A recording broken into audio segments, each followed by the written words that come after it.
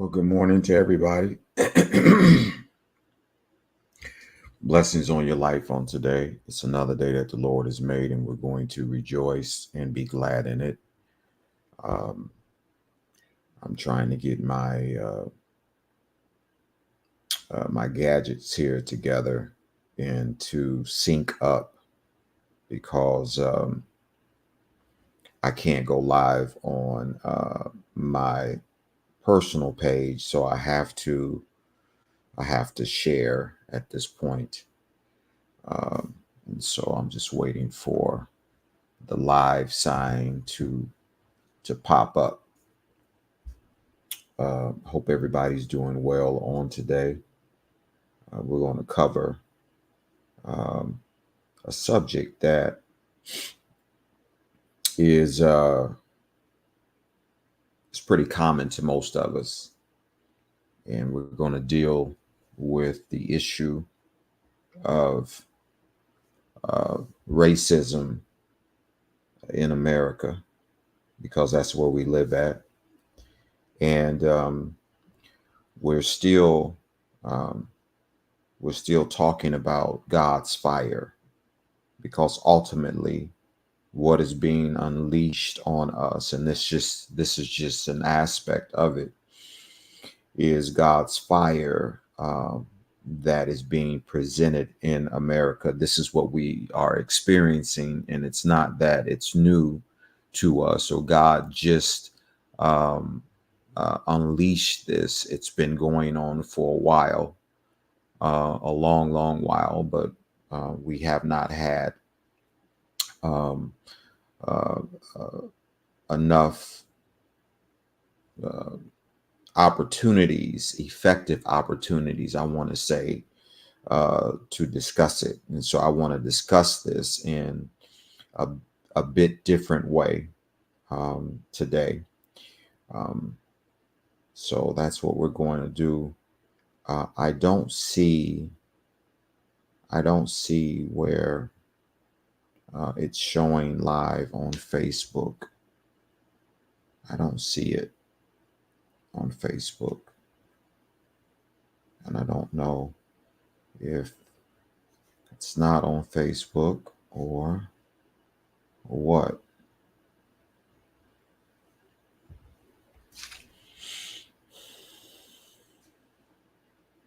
but it should be.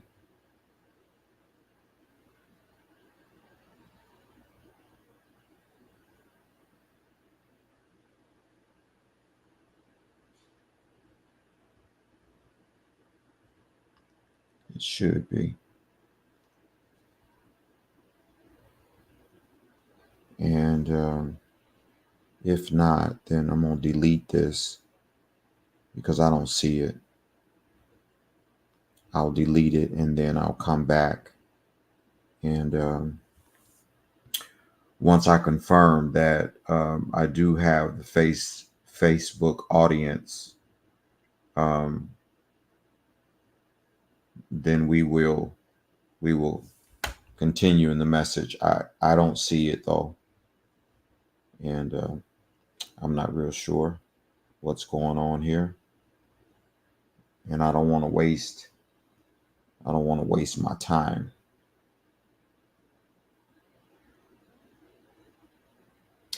Okay, it is showing that Facebook is live here. I don't know what was the delay. So let's continue. We've lost a few minutes, but that's okay. Um, so as I was saying before, let me share this real quick. Um, as I was saying before, um,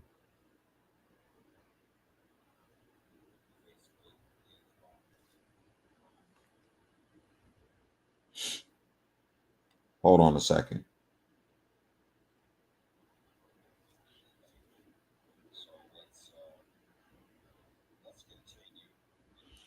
Y'all pray for me because I'm here and I'm not. Okay, I'm here and I'm not.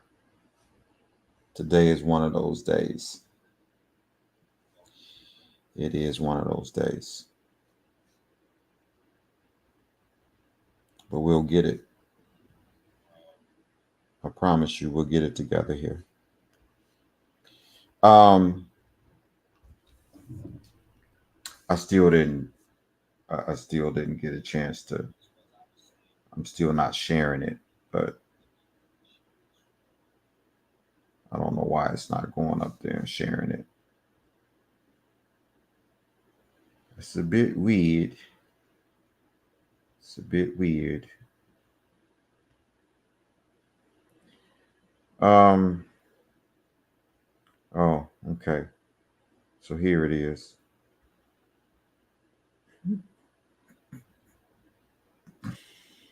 Hmm.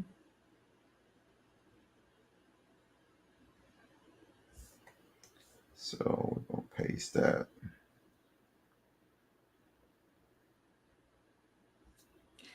All right. We took up 6 minutes, and with technical issues here. So we've been talking about. It's not so much that we've been talking about it. There's some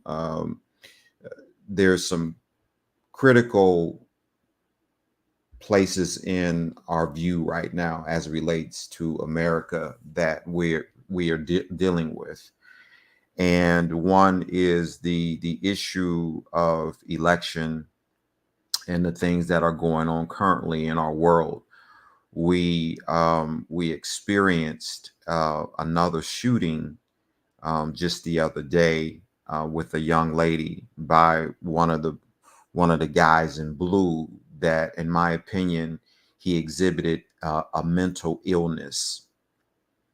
But it goes much deeper than that, because I also understand that a lot of these systems and structures that are powerhouses that are there to police. And when I say police, I'm talking about not just the police officers that carry guns, but I'm talking about systems and structures that are designed to police the area, to police people. That means to bring them into or under subjection of their liking or to their liking. These areas are not being vetted, and so these systems or structures are allowing these things to come in, and they are wreaking havoc in our lives. But moreover, it deals with the issue of racism. And so last week, I talked about God's fire in America, and I want to bolt on. I want to maintain that theme, but I want to talk a little bit today, a little more about God's fire, racism in America, and the other side. I want to talk about the other side. I was listening to my brother, uh, who we all adore, none other than Katt Williams himself. And I caught just a quick um, um, phrase from him. And in this phrase, because I didn't listen to the whole thing, but I just listened to a little bit, just came across the feed. And he said this. He says, race is not where the line is drawn. When he said that, my spirit stood up. He continued by saying, he says, it's God's side and the other side. That really struck a chord. He says it's God's side and then it's the other side. So it's two elements now to his thought process. One is that he says race is not the issue. In other words, it's what we are dealing with. It is the byproduct of something that's much greater, and we need to move underneath the surface to examine the root. But we continue to deal with it in the face of racism. But racism is the functionality of it. It's the byproduct. It is what we spend our time, our thoughts, and our emotions on.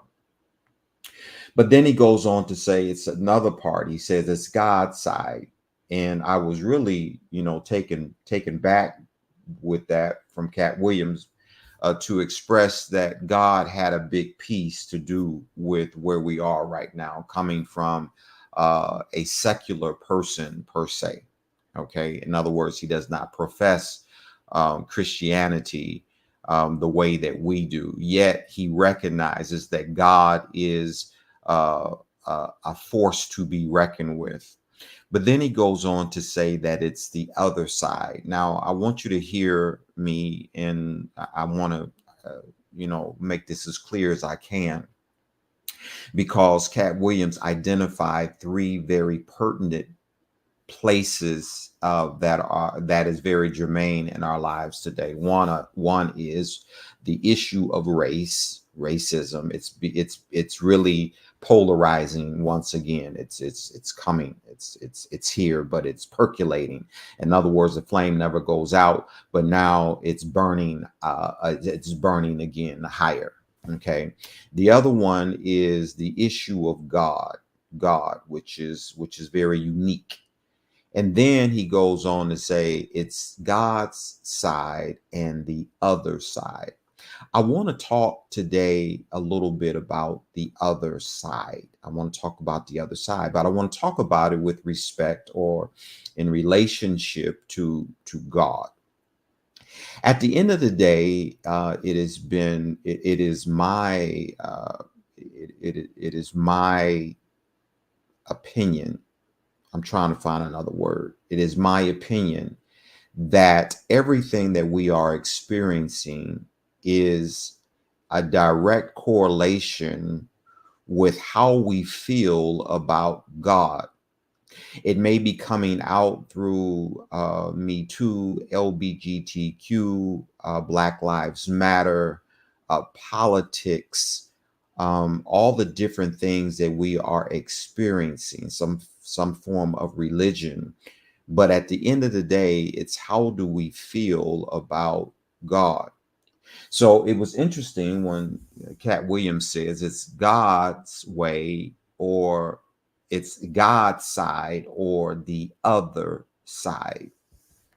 So we find ourselves spending a lot of time dealing with the surface, and the surface is what we experience from day to day. Katt Williams alluded to the fact that racism is not really the issue.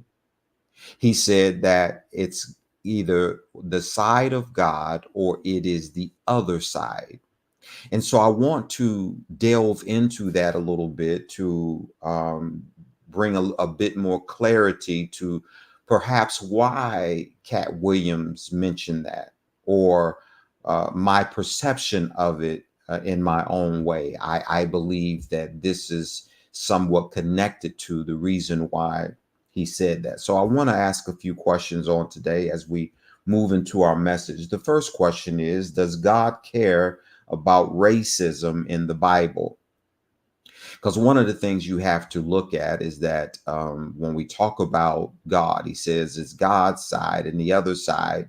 So we need to explore the Bible to say, God, was race an issue for you? Was it relevant? Does the Bible make mention of racism in any way, form, or fashion? And so my short answer, without going into an in-depth study and getting very didactic in my explanation here, God is concerned about humanity. The Bible is explicit and implicit as it relates to humanity.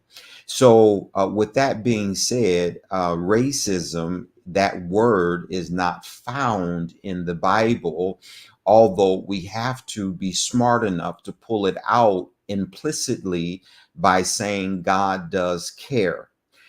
He does not care in the same way that we care about, because God made all people.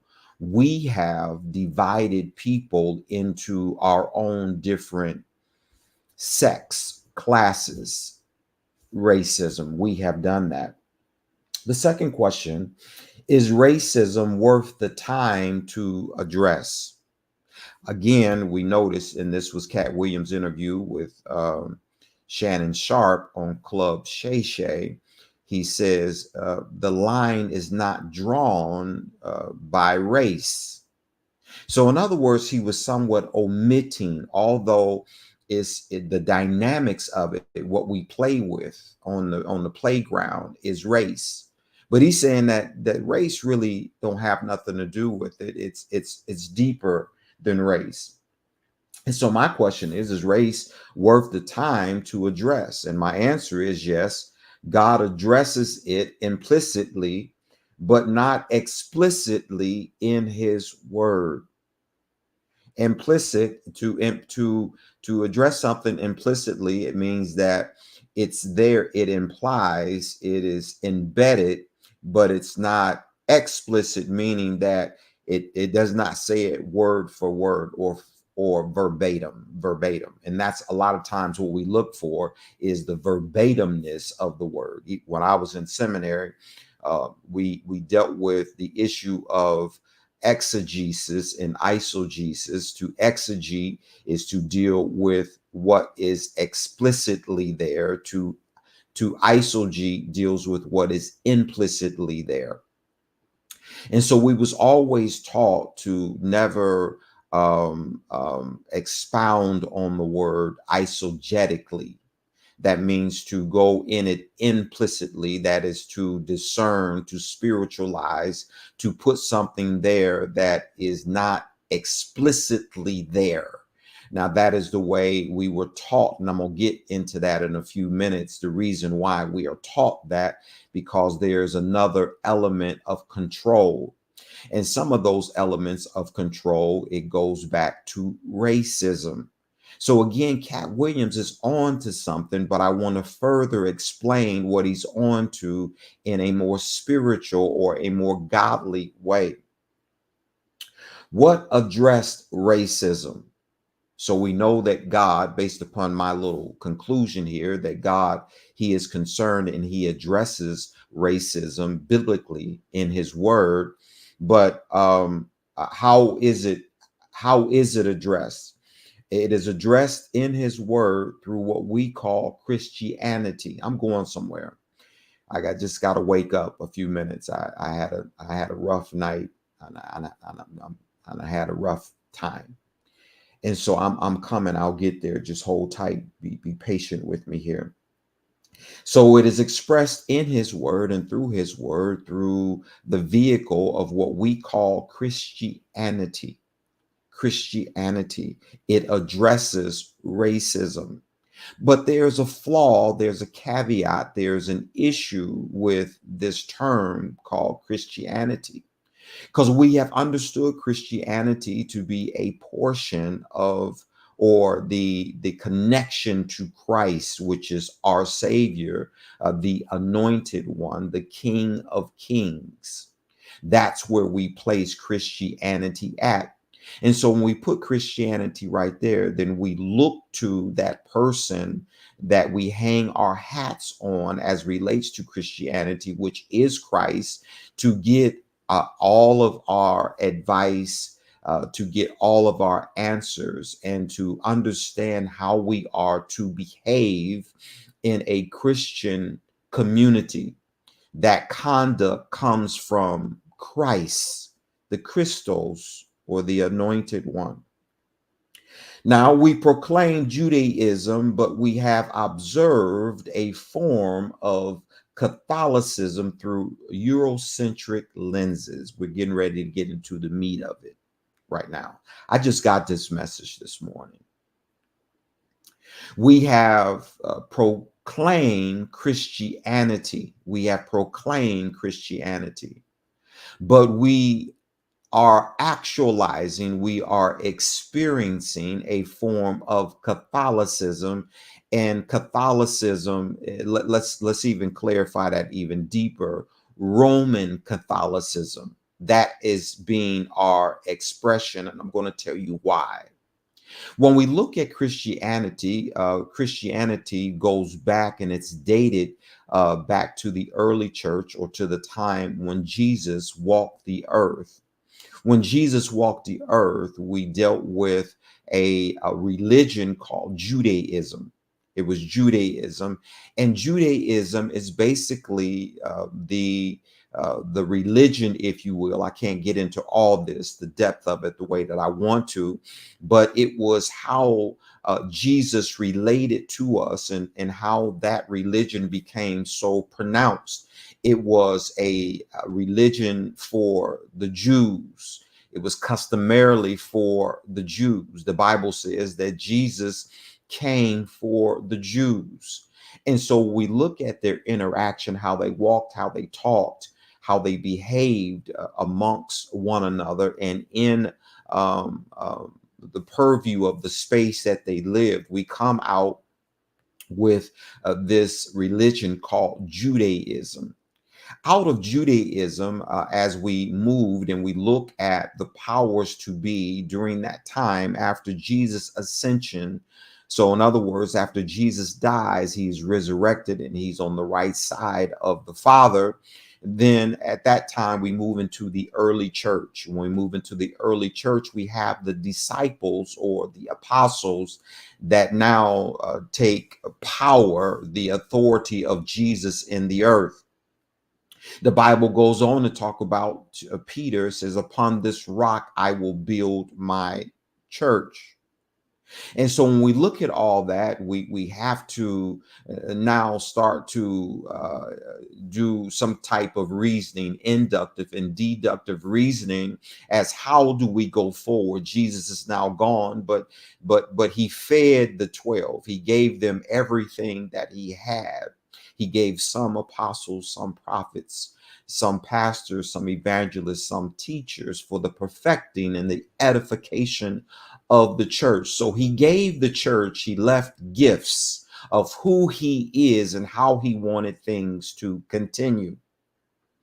We move now into the book of Acts, where we see Peter doing such a great work. He does a great work. I got to fast forward here because we've got to get into this Eurocentric way, or this Catholicism. Roman Catholicism is where we're moving around. I'm trying to get to racism. So when we look at Peter, we all go back and we predate. We understand the Bible. We understand Christianity as something that came from Jesus, and we respect it under the heading of Judaism. Under the heading of Judaism. But Peter now moves into a place of power and prominence. As he moves there, he is still moving with Judaism. However, he is moving with Judaism under a power structure and a construct that is opposing. And what it does, I've mentioned this before. I talk about how to explain wickedness. A wickedness, in my explanation, is like wicker furniture. That means now there is a form of truth that has a twist to it. And so when we look at Peter, I don't want to get, I can talk, I can go through every book here and my mind is running. But when we look at Peter, Peter had the right stuff. It may not always been exhibited the way that it should have, because he was a man. However, his time was during Roman power. As we navigate through the Roman power, what happened is we get Saint Peter.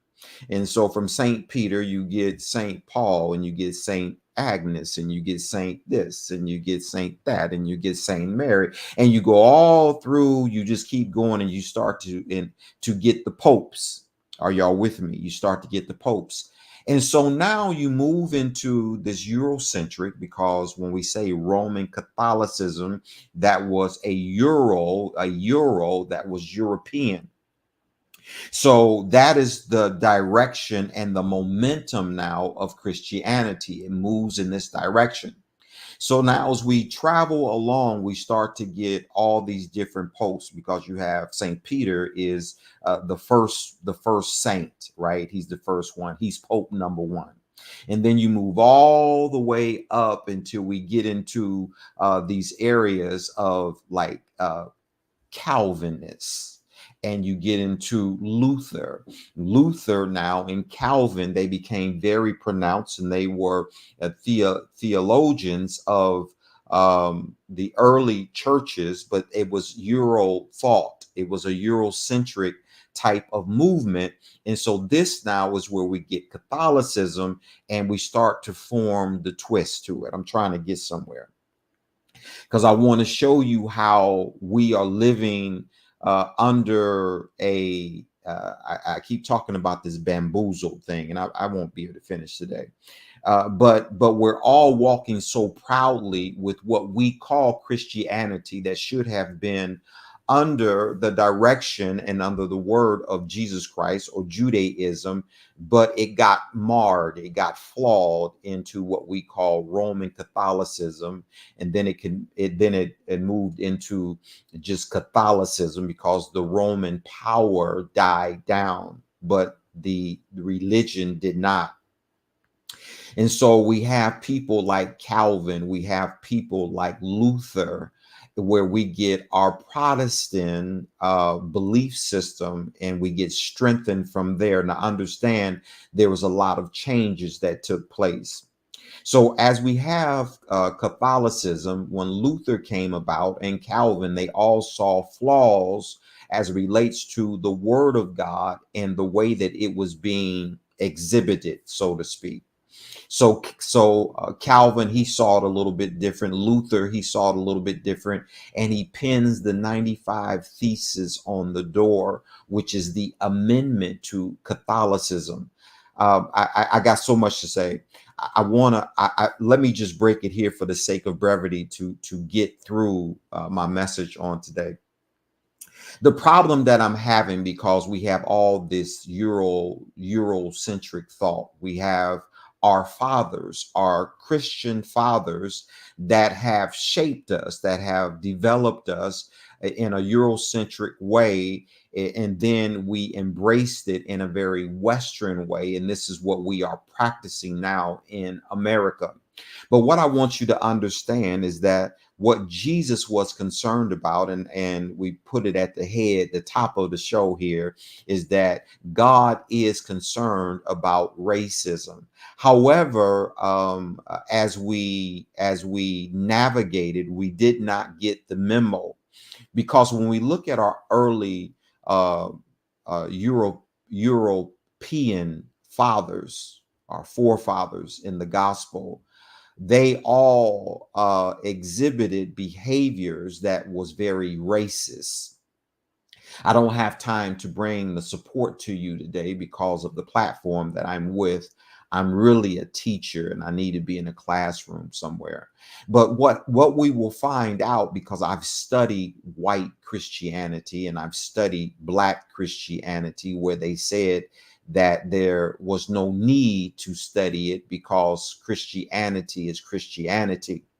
Barthians would argue that that what we need to deliver is Christ only, Christ crucified, Christ died, Christ resurrected, and Christ with all power. That's the Barthian. That's another Eurocentric thought, a Eurocentric theologian from back in the day. His contemporary, which was Paul Tillich came and he said, no, he says, Mr. Barth, he says that we cannot actualize the Bible, can't just be the Bible, and it can't just be Jesus only. He says, in order for you to make this thing right, you have to incorporate Jesus with culture. So now Tillich comes along and he says, now we can't just preach Jesus only, because Jesus only will not speak to the relative issues of culture. Now, the thing that I want to make mention of as it relates to these two and all the ones that was before, and even the many after that, most of them had slaves. Most of them had slaves, and I'm not saying white slaves, I'm saying black slaves. Black slaves is what they had, but yet they were the ones that taught us. They were the ones that presented a gospel in such a pure way, yet the heart of racism surrounded and was inflamed in their hearts. Now, I want to just say something here real quick because I'm out of time, and I want to deal with this before I conclude. I got some information, and in my information, because today's message is God's fire, racism in America and the other side. Ultimately, I want to talk about the other side that Katt Williams just kind of shot in there, but I want to elaborate, to expound on that. So as we get to that, and I'm trying to close. As we get to that, I have some information now. The Census Bureau does not disseminate its data all the time. It's like every 4 years, 5 years, or something like that. And so the earliest data that I got to was the 2019. There is 2020 data in here. So because my data, my information is not 2020, I'm going to give you a plus or minus 2 to 3% deviant. That means that it could either go to the high side or to the low side, 3%. So I want to qualify that as we go, but for the most part, the data that I'm going to present to you today is very accurate. If it's not accurate to the T in its numbers, it's accurate as it relates to the environment, the element, the presentation that I'm going to speak, the context. So in 2019, when we look at the presidency is, according to that, was at 100%, and that was an inaccurate number because we did get Barack Obama in 2016. I believe it was 2016. One Barack, I think it was it 2016. I think it's 2016. And if you add him to Barack Obama was the 40. What was he? 40. He was 44. He was the 44th president. So if you add him to the number, instead of it being 100% white, 100% white through, the history of the presidency of America, it was 100% until Barack Obama. When Barack Obama comes in, it reduces that percentage to 98.2 something. I did it, but it's that's where it's at. Vice president is still at 100% white. The Senate is plus or minus 2%, 91% all white. I'm trying to put context and argue racism and the reason why it's so relevant that we have this conversation. The cabinet is 89% white, plus or minus. Governors throughout the United States, 98% white, plus or minus 2-3%. Mayors in our country, 88% white. Military advisors, 100% white according to this data, but that is inaccurate because there has been some black. When we look at Colin Powell, he was an advisor, so that's going to reduce that. But even in the reduction, I want you to get the gist of what I'm saying as it relates to racism, okay? And so let's just say 98%, 97% with that. Federal judges, 88% plus or minus with our deviant. Police officers are at 80% white plus or minus our deviant. When we look at people who decide which TV shows to see, the percentage of those on TV, which is going to train our minds. It's going to raise us up as individuals of what we should do, how we should think, and all that. The control of the media, that atmosphere, is 93% white. That means now that the way that you are being encultured, your experience is going to come from a very white perspective. People who decide which books we read, that's collegiate books, regular school books, books that are on the shelves, all that is 90% white. People who decide which news is covered is 85% white, deviant plus or minus 2, 3, 4%. People who decide which music is produced is 95% white. School teachers in America are 82% white, plus or minus. Full-time college professors are at 84% white. Owners of men's pro football teams are 97% white. Owners of men's basketball teams are 98% white. Players of both of those sports are 75% black. Fortune 500 CEOs in America are 98% male. And it goes on here. It's a lot of data. It's a lot of data. My point here is when we talk about the other side, and I want to close, I'm just giving you an introduction as it relates to what Katt Williams said. And I woke up this morning and you know, I sleep with the TV on a lot of times, and it came up. So when I opened my eyes, I saw that little piece right there. And I wasn't going to teach this morning. So I saw that and my spirit rose up. And so I said, I want to talk just briefly about the other side. And I've really said everything that I'm going to say. But here's the other side now, because we've been talking about 3 different sects of children that Abraham had. He had Isaac, which was the promised seed.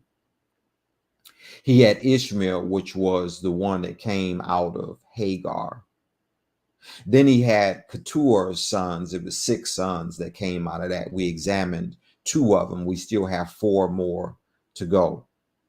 Out of all those, we get all 3 religions that most of us we prescribe to. We get Judaism, we get Christianity, and we get the Islamic faith. I wish I had time to talk to you. I don't.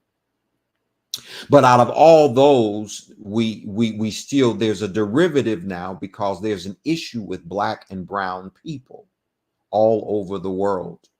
And so there is a conflict. We see the conflict, the byproduct of the conflict. We see it in as it relates to land, as it relates to ownership, who's supposed to have this, territorial issues, and this, that, and the other. And I've been talking about voices that have been at the margins, that God is giving now a place to speak up, to be heard, not necessarily to be satisfied the way that they want to be satisfied, but to be heard. Because at the end of the day, even when Abraham sent his 6 sons by Keturah to the far east, when he did that, he sent them to a place called Midrash, and Midrash was a place of protection, and it was designed to protect them from the wrath of Jacob, which carried the seed of Jesus. And what it was ultimately saying was that I need to protect you, because I will not share my promise. I will not share my will. I will not share who I am with anybody else or anything, any idol, any force out there. And if you get close, you have to be in this place of protection called Midrash, because if you get close to it, you will burn up. And so it is not the mind or the heart of God for anybody to burn or for anybody to be lost. And so, like any good judge, what he's going to do, he's going to hear your story. At the end of the day, whether it's Black Lives Matter, whether it's LGBTQ or whatever it is, he's going to hear your story. But at the end, what he's saying is that your story now has to come face to face with Jesus. It has to come face to face with Jacob. It has to come face to face with Isaac. It has to come face to face with the promise. It ultimately is face to face with God, which is the will of God, the sovereignty of God. I understand your feelings. I understand your emotions. But at the end of the day, it's not about your feelings or your emotions. And so God says in the book of Haggai, I'm going to get more glory out of the latter house than I'm going to get out of the former house. And this is how he's going to do it. He's doing it by setting America on fire. And so this is the reason why I say it's God's fire. But who are the players in God's fire? He's allowing all this to come to a head, to burn, to erupt, to be like a volcano for a reason. Now let's look at the other side, and I close. The other side, according to Katt Williams, and the way that I would express it, I said, who or what is the other side? And so now what you have to understand, what we're dealing with, what is coming up against Isaac, what is coming up against the promise, what is coming up against Jacob, and what is with the other 6 sons that are far away, and God is not absorbing them in his fire because he wants to save them. He does not want any soul to be lost. But we have to contend with this now because it has become the idol or the new religion or the worship now that people are seeking. This is where it's at. Oh, Jesus, is so much here. The other side is the Freemasons. What is the other side? The other side is the Illuminati. The other side. The other side is the Eastern Star. The other side. The other side is politics. The other side. The other side is money. The other side is greed. The other side. The other side is control and ambition. I wish I had time to elaborate on all of these. The other side is influence. That's what you see going on in politics right now. That's what you see going on with Kamala Harris. What they're trying to do is influence one side against the other side in order to get votes, to get people on their side. The other side is science.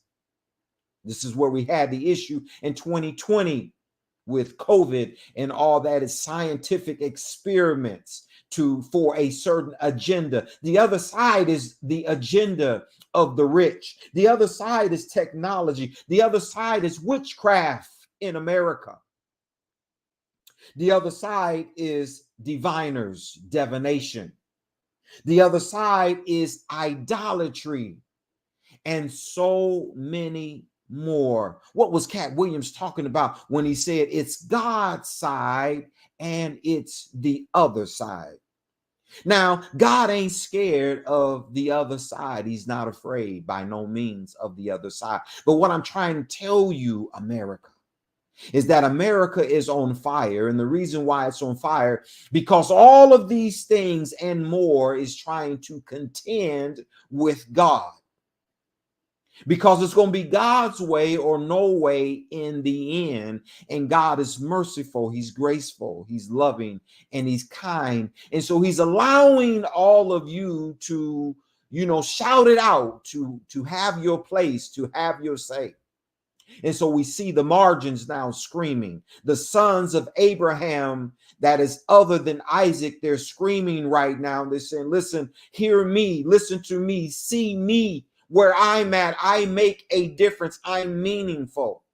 And God is saying, yeah, you are meaningful, but not meaningful in the way that you want to be meaningful and that you want to be seen and that you want to be heard. Ultimately, I've got to swallow you up. And if you don't allow me to embrace you, for you to see me who I am, you are going to perish. But I'm giving you time because I am a God of love. I ain't done, but I'm going to stop. I'm finished for now because I'm over my time. I want you to be blessed. I want you to go with the Lord. I want you to go in God's grace, God's love, God's peace, God's speed, God's everything. I want you to pray for one another. I want you to pray for this nation. I want you to pray for your families because we are under attack. And this is what's going on right now. It's real. We're going to see a year coming towards the third quarter, the fourth quarter of this year is going to be unlike any other year that we've seen. And it's so important that you pray because prayer can change things. I don't have time to talk about what I believe is going to happen with Kamala Harris and the presidency and all that. You know, there's some things that we need to be aware of, and we look at this from a surface standpoint, but it's deeper than that. As Katt Williams said, it's about God's side, which ain't nobody really taking note of, because a lot of us, we're going with this Eurocentric thought. And most of the churches today, they have a Eurocentric I'm saying display, but that's not what I want to say. It exhibits, it is, the framework is Eurocentric. It's not Judaism. It's not Christ-like. You can look. We went from, we no longer have pastors. We have executives. We don't have churches. We have clubs. You got to be a part of the club. We don't have offering no more, tithes no more. We have dues. You pay the club dues. This is how everything has turned. This is why, what I heard when I heard Katt Williams say, it's God's side and the other side. This is the other side. It's even in the church. It's crept up in the church. And so we're doing everything like the word idolatry, like the world is doing it. And we're calling it church. But we got all that stuff in a Eurocentric way. That's where it all came from. The basis and the foundation is no longer Jesus. The basis and the foundation comes from all these people that have agendas. And they have corrupted hearts. And they want to stand in the place of bishops and popes and cardinals and all this. And then they want to instruct, because they was in control of the printers. They were the ones that decided what books would fill the 66 canons. They were the ones that did that. And so there's some things that have been omitted because they wanted to control a narrative, and they still want to control narratives. I got to go. I want y'all to be blessed. I love you. I want you to share this message to a neighbor, to a friend. I want you to like, subscribe, and to give a thumbs up. I am Dr. Donnie Eatman, and I approve this message on today. I want you to be blessed. I want you to keep hope alive. And let's pray for one another until we meet again. Shalom.